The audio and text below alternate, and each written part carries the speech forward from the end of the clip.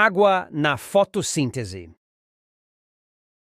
O vídeo a seguir tem como objetivo apresentar como a água afeta cada etapa do processo de fotossíntese. A palavra fotossíntese significa síntese através da luz. Consiste na transformação de energia luminosa em energia química, através de organelas chamadas cloroplastos, que são encontrados nas células vegetais. Estas organelas possuem um pigmento chamado de clorofila, que dá a cor verde às plantas.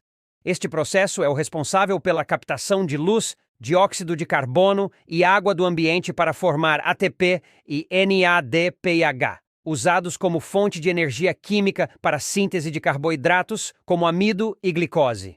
A água possui um papel essencial na fotossíntese. Ela é absorvida pelas raízes, principalmente na região dos pelos radiculares, que são finos e penetram nos pequenos poros do solo, aumentando a superfície de contato com o solo. A água entra nas células da raiz por osmose, que é um transporte passivo que depende da diferença de concentração entre o meio externo e o interno.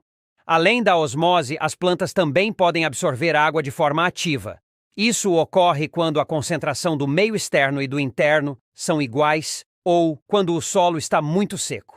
Nesse caso, a planta gasta energia na forma de ATP para bombear água para dentro da célula, contra o gradiente de concentração. A água que foi absorvida pela planta é transportada pelo xilema e chega aos cloroplastos das células fotossintetizantes, que se encontram principalmente nas folhas. No cloroplasto, uma organela com dupla membrana, encontram-se os tilacoides, estruturas com aparência de discos, formados pela dupla membrana do cloroplasto. É na parte mais interna do tilacoide, no lúmen, que a água é quebrada, liberando elétrons, oxigênio e hidrogênio. A quebra da molécula de água no lúmen só é possível com a absorção pela planta de luz solar com comprimentos de onda curtos e mais energéticos, como os da faixa do azul até o vermelho curto. Este processo é denominado fotólise da água, ou reação de Hill. Os elétrons liberados na fotólise da água são usados para substituir os elétrons perdidos pela clorofila no fotossistema 2 em reações de oxirredução até o fotossistema 1, produzindo o NADPH, que é liberado no estroma do cloroplasto. Este processo é conhecido como transporte de elétrons no cloroplasto e apelidado de esquema Z, devido ao zigue-zague de elétrons entre os fotossistemas no interior das membranas dos tilacoides. Os íons de hidrogênio são utilizados para gerar ATP, que é também liberado no estroma do cloroplasto. O NADPH e o ATP serão utilizados no ciclo de Calvin-Benson para a redução do dióxido de carbono em carboidratos.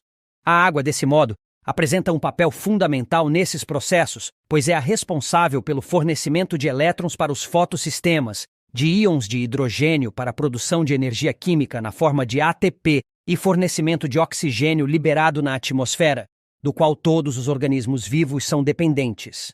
Portanto, a falta de água para a planta acarretará no fechamento estomático para a redução da transpiração e murcha, levando à redução na captura de dióxido de carbono.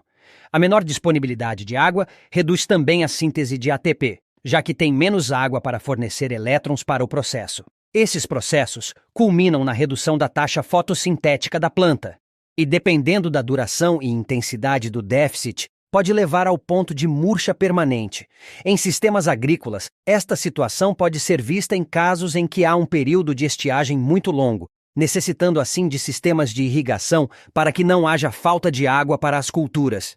Devido a essa importância, os sistemas devem adotar meios de conservação das nascentes e do não desperdício de água, tornando os meios de produção sustentáveis. O uso de tecnologias para o monitoramento da umidade do solo e da disponibilidade de água, bem como o uso de sistemas de armazenamento de água e sistemas de irrigação, são de extrema importância, pois suprem as necessidades hídricas das plantas o ano todo. Contudo, a falta d'água pode afetar drasticamente a cadeia produtiva, impactando na segurança alimentar de pequenas regiões ou até mesmo de grandes cidades, já que se essa falta for influenciada pelo clima da região, afetará pequenos, médios e grandes produtores. É dever do engenheiro agrônomo conhecer o clima da região, para que possam sanar as necessidades hídricas da produção.